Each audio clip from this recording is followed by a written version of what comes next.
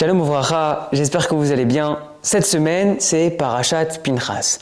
Au début de cette paracha, Hachem il ordonne aux Bnei Israël de harceler et de frapper les Midyanim. C'est écrit Tsaroch et Midyanim, vi kitem otam. Harceler les Midyanim et frapper-les.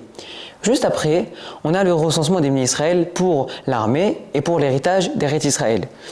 Et entre les deux passages, il y a quelque chose qui ne va pas. C'est un pasouk, le premier pasouk en fait du Perek Kavav.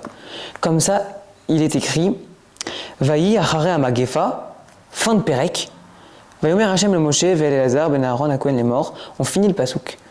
Donc là, on vient de prendre un pasouk, de mettre une fin de Perek en plein milieu de ce pasouk, et on a continué ce pasouk. Qu'est-ce que ça veut dire de mettre une fin de Perek en plein milieu d'un pasouk?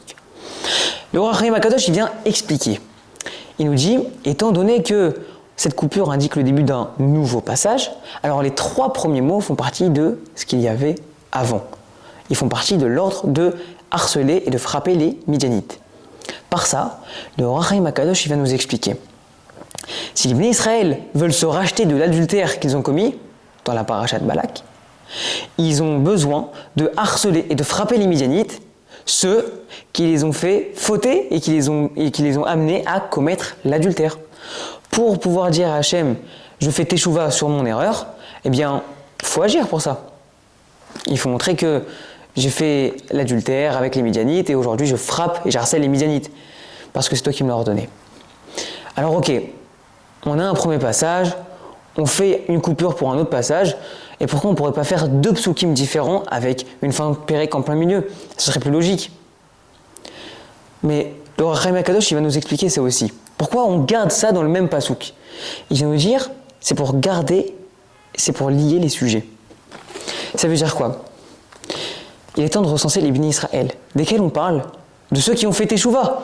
Certes, on a fait des avérotes et il y a la peste qui a eu lieu dans le Ham Israël. Mais maintenant, on a fait teshuva et on passe au recensement des Bnei Israël, ceux qui vont se battre contre les Midianites et ceux qui vont hériter d'Eretz Israël. Ceux qui ont le mérite, donc. Et alors, après ce passage, il y a aussi autre chose, c'est que le Chizkuni, il a expliqué qu'on passe à une nouvelle génération, littéralement. En fait, les 24 000 qui sont morts à cause de cette peste, ce sont ceux qui sont restés de la génération antérieure, ceux qui sont restés de la génération du veau d'or ou des Meraglim. Et donc, il fallait les tuer.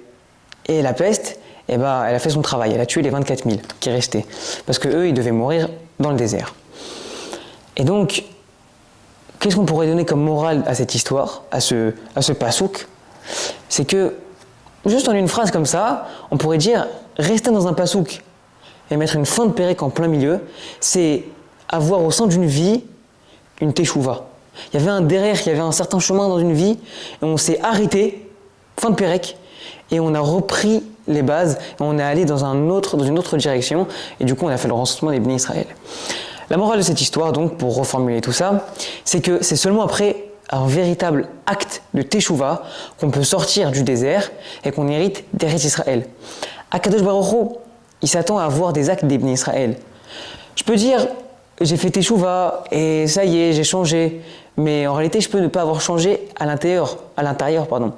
Ce qui prouve véritablement, c'est des actes. Et c'est comme ça que c'est écrit dans la Mishnah Masechet Avot, Perek Aleph, Pasuk Tetvav, que Shammai il dit Emor meat va aserbe. Parle un petit peu, mais fais beaucoup. Dis pas moi, Hachem, j'ai fait teshuva, c'est bien de le dire, c'est comme ça le vidouille, mais il faut aussi agir après. Et c'est de cette manière qu'on héritera de nos actions et qu'on héritera d'une Eretz Israël Kedusha. Je vous souhaite une bonne semaine, un bon Shabbat, Bracha Vatzlacha et Kol Tuv.